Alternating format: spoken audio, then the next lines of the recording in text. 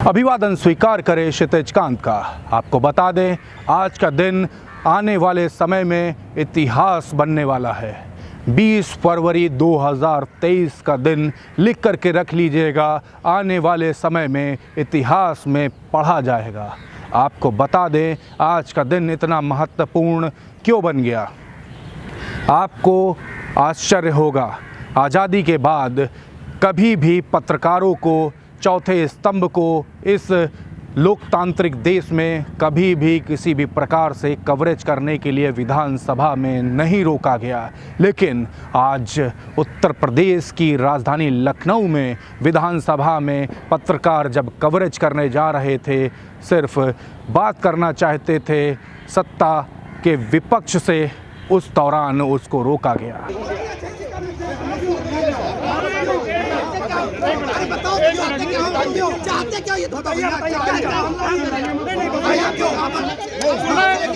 आजादी के बाद पहली बार ऐसा हो रहा है। आपको बात सुनना है? आजादी के बाद पहली बार सुनना है। आपको बात सुनना है कि नहीं? बोलना तो बोलिए। माननीय राज्यपाल महोदय को गेट संख्या 1 से एंटर करके 3 से बाहर जाना है। बीते दिन की आपको याद दिलाऊंगा। शिवपाल, जो कि अखिलेश यादव के चाचा हैं, अखिलेश यादव के बारे में आपको बता दूं तो मुख्य विपक्ष उत्तर प्रदेश में माना जाता है। समाजवादी पार्टी में सबसे ज़्यादा विपक्षी दल में अगर किसी के पास सीटें हैं तो समाजवादी पार्टी के पास है। और समाजवादी पार्टी के जो सुप्रीमो हैं, जो मुखिया हैं, वो मौजूदा समय में अखिलेश यादव हैं। इन्हीं के चाचा शिवपाल यादव ने बीते दिन बैठक की थी अखिलेश यादव के साथ। और पिछले 7 वर्ष में पहली बार ऐसा हुआ था कि अखिलेश यादव और उनके चाचा शिवपाल यादव एक साथ एक कमरे में बैठ करके बैठक किए थे और वार्तालाप किए थे कि विधानसभा में जो सत्र चलने जा रहा है, इस सत्र में क्या कुछ मुद्दे होने वाले हैं। सत्र प्रारंभ होता है, उससे जस्ट पहले जिस तरीके से वादा किया गया था शिवपाल यादव द्वारा कि वो चौधरी चरण की मूर्ति के पास बैठ करके प्रदर्शन करेंगे, ठीक उसी तरह पहुँचे। तमाम विधायक समाजवादी पार्टी के विपक्षी दल के मौजूद थे और उस दौरान जब पत्रकार उनसे बात करना चाहते थे, कवरेज करना चाहते थे, तो उनको रोका गया। धक्का मुक्की हुई, काफ़ी कहासुनी हुई। उस दौरान वहाँ पर मार्शल खुद मौजूद थे। आरोप लग रहे हैं कि मार्शल ने धक्का दिया और छोटी मोटी कहासुनी भी हुई, हाथापाई तक की नौबत आ गई, जिसको बाद में बचाया तक गया। तमाम वीडियोस वायरल होती हैं। आपको बता दें कि आज का दिन महत्वपूर्ण इसलिए भी था क्योंकि उत्तर प्रदेश में जो मुख्य विपक्षी दल है समाजवादी पार्टी, जिसके पास सबसे ज़्यादा विपक्ष में सीटें हैं, उसके सुप्रीमो अखिलेश यादव ने साफ तौर से कुछ ही समय पहले कहा था, मैं मुख्यमंत्री योगी आदित्यनाथ, जो कि भारतीय जनता पार्टी से विजयी हुए थे और इस समय मौजूदा समय में उत्तर प्रदेश के मुख्यमंत्री हैं, उनसे सदन के दौरान मैं पूछूंगा क्या मैं शूद्र हूँ, क्या मैं शूद्र हूँ, ये मैं मुख्यमंत्री से पूछूंगा। ये मेरे शब्द नहीं है, ये अखिलेश यादव के शब्द थे। और इसके बाद तमाम राजनीतिक गतिविधियाँ होती हैं। समाजवादी पार्टी कार्यालय के बाहर बैनर तक लगाए जाते हैं जिसमें साफ तौर से लिखा होता है, मैं भी शूद्र हूँ। उसके बाद नीच करके एक बैनर लगता है, अछूत करके बैनर लगता है, और मैं भी ब्राह्मण हूँ, उस तरीके के बैनर लगते हैं। तमाम गतिविधियाँ होती हैं और ये राजनीति पलटने की बात होती है। आपको बता दें कि ये सब की शुरुआत साफ तौर से स्वामी प्रसाद मौर्य के कुछ कहे वक्तव्यों के बाद से प्रारंभ हो जाती है और राजनीति किसी न किसी तरीके से बदलने का प्रयास होता है। रोका भी जाता है, काफ़ी सारी गतिविधियां इस दौरान होती हैं और इसी सब के मुद्दे पर आज अखिलेश यादव और उनके तमाम विधायक विधानसभा में पहुंचे थे। बैनरों पर लिखा था जातीय जनगणना कराई जाए। मुद्दे भी उठाए गए जातीय जनगणना के। तमाम जो अभ्यर्थी हैं उनकी समस्याओं को लेकर के अखिलेश यादव और उनके विधायक पहुंचे थे। नौकरी के मुद्दे थे, बेरोजगारी के मुद्दे थे और महंगाई के मुद्दे थे। और पत्रकारों को जो रोका गया, ये सबसे बड़ा प्रश्न आज के दिन बना रहा। तमाम गर्मा गर्मी हुई। इसके बाद वहाँ पर पहुँचे वाराणसी से MLC, उनसे बात होती है और तमाम विधायकों से बात होती है। सब सुनिए और अखिलेश यादव क्या कुछ कहते हैं इस पूरे मामले पे उसको भी सुनिए। एक नंबर से जाके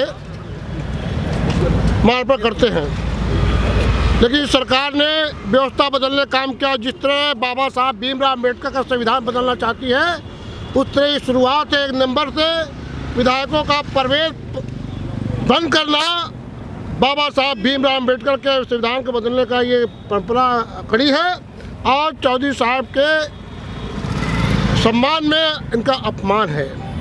और चूँकि योगी सरकार जो बुलडोजर इनका पहले पिछड़ों, दलित, अल्पसंख्यकों पर चल रहा था, कानपुर के अंदर ब्राह्मण परिवार के ऊपर जो बुलडोजर चला, ये प्रदेश नहीं पूरे देश को शर्मसार कर दिया है।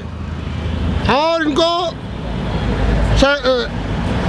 रोजगारी से, किसानों मुद्दे पे कोई मतलब नहीं है। और जिस तरह इन्होंने विधों को बुलाकर यहाँ पे पूरा काम कराया था, ये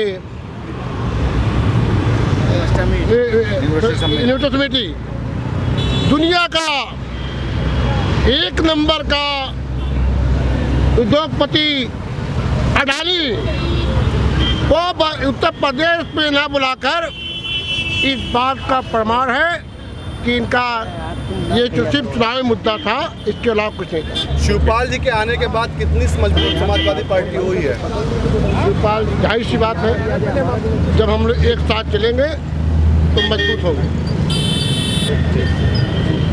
बेरोजगारी बढ़ती जा रही है। हर आदमी, पूरा प्रदेश, चाहे वो गरीब हो, मजदूर हो, किसान हो, नौजवान हो, बुनकर हो, बेरोजगार हो, अधिवक्ता हो, शिक्षक हो, शिक्षा मित्र हो, हर आदमी सरकार से परेशान, हैरान है और कहीं ना कहीं आदरणीय अखिलेश यादव जी की तरफ आशा भरी निगाहों से देख रहा है और इस साइकिल की तरफ आशा भरी निगाहों से देख रहा है। क्या क्या मुद्दे हैं आज सदन में घेरने का काम करेंगे आप? देखिए, सदन में लगातार जिस तरह से बुलडोजर राज उत्तर प्रदेश में चल रहा है, जिस तरह से गरीबों का घर उजाड़ा जा रहा है, महंगाई बढ़ती जा रही है, रोजगार नहीं मिल रहा है, पुरानी पेंशन बहाल नहीं हो रही है, लगातार इतने मुद्दे सरकार के खिलाफ है, सरकार कोई काम नहीं कर पाई। पूरा विफल इसका कार्यकाल, जो शुरुआत से 2017 से लेके अब 2022 तक का जो कार्यकाल एकदम असफल सा। अखिलेश यादव और शिवपाल यादव जी आज आसपास दिखेंगे सदन में, क्या लगता है कितनी मजबूती मिलेगी शिवपाल जी के? हम लोगों के चाचा जी के आने से बहुत मजबूती मिलेगी। आदरणीय शिवपाल सिंह यादव जी बहुत अनुभवी हैं, बहुत अनुभव उनको है सदन का और उनका आशीर्वाद, उनका सहयोग हम लोगों के साथ रहेगा। हम सब लोग बहुत मजबूती से विधानसभा में लड़ने का काम करेंगे भारतीय जनता पार्टी से।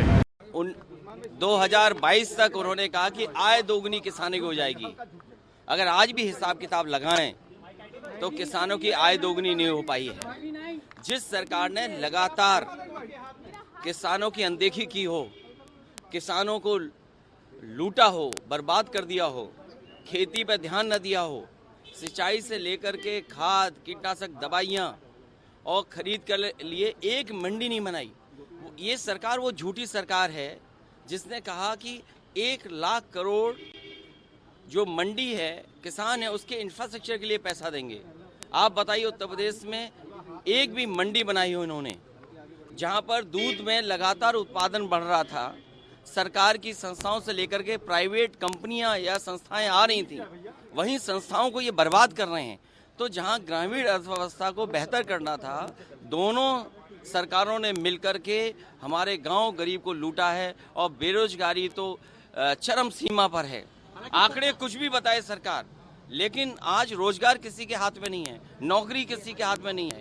अगर नौकरी है तो उसमें भी भेदभाव है, किसको पद पे बैठाना है, किसको नहीं बैठाना है। और कानून व्यवस्था तो ध्वस्त है, कहाँ कोई घटना हो जाए। अभी हाल ही में क्या घटना नहीं देखी सबने, एक माँ बेटी जल करके खत्म हो गई और किसके कारण? प्रशासन, शासन और बुलडोजर के कारण। जो माँ बेटी की जान गई है उसका कारण है सरकार, प्रशासन और बुलडोजर। क्या आज के समय पर बुलडोजर चलाएंगे आप बुलडोजर लेकर के घूम रहे हो और उम्मीद करते हो कि इन्वेस्टमेंट आएगा। आप बताइए, सपने कितने बड़े दिखा रहे हो, कितने बड़े सपने जो अपने गमले नहीं बचा पा रहे, पेड़ पौधे सूख गए हों, उनसे क्या उम्मीद करोगे इन्वेस्टमेंट आएगा? सड़क पर देखिए, सब सूख गया, सब खत्म हो गया, जैसा था वैसा ही दिख रहा है। तो ये सरकार दोनों मिलकर के, किसान, नौजवान और व्यापार को बर्बाद करने पे लगी है और कानून व्यवस्था ध्वस्त है। देखिए, समाजवादी पार्टी कोई पहली बार जाति जनगणना के पक्ष में नहीं है। देश के बहुत सारे दल और समाजवादी पार्टी, जिस समय कांग्रेस की सरकार दिल्ली में थी, जनगणना शुरू हुई थी, उस समय नेताजी, शरद यादव, लालू जी, ये तमाम वो नेता थे और दक्षिण भारत के बहुत सारे नेता जिन्होंने ये मांग की थी जनगणना जाति के आधार पर हो। हम आज फिर मांग करते हैं और सरकार से भी कहते हैं, डबल इंजन की सरकार है, हर एक को वादा याद दिलाते हैं कि सबका साथ सबका विकास, सबका साथ सबका विकास तभी संभव है जब जाति जनगणना हो सकती है। देखिए ये मुख्यमंत्री जी दूसरे प्रदेश से आए हैं, उन्हें उत्तर प्रदेश की जाति जनगणना से कोई मतलब नहीं है। मुख्यमंत्री दूसरे प्रदेश के हैं। उत्तर प्रदेश की जनता और देश की जनता जाति जनगणना चाहती है। जाति जनगणना हो तभी हक सम्मान मिल पाएगा, नहीं तो बाबा साहब भीमराव अम्बेडकर जी के जो सपने थे वो वैसे ही अधूरे रहेंगे। अभी सदन में ये सब चीज देखोगे आप।